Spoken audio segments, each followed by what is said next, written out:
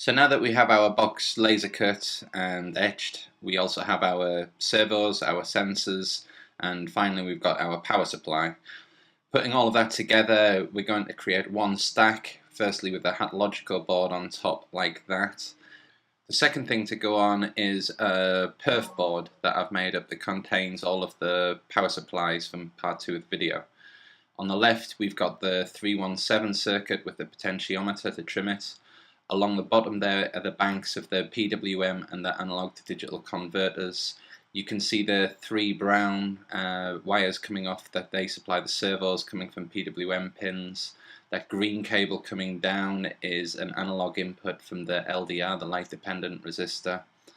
Moving over to the right there, we've got the 5-volt circuit, which powers the Pi. That's the LM7805. Then we've got the capacitors. The one on the right is a 10 microfarad for the 5-volt supply to the Pi. The one on the bottom is another 10 microfarad for the input supply.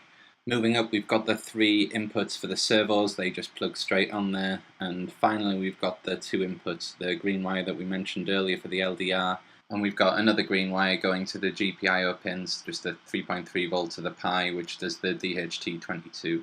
So on the underneath, we've got the 2 connectors which sit on the Hatalogico, one on the PWM and analog pins, the other one on the GPIO pins. The communication pins on the left we didn't need, so there's no connector on.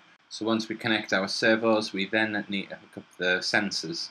That's a ribbon cable that I've cut up into 2 rows of 3. The top half is the DHT22, the bottom half is the LDR. That final little ribbon cable is just some bicolor LEDs. I soldered 1 underneath each servo. So in total we're using another 6 PWM outputs to drive those 3 bicolor LEDs, taking the total PWM count to 9.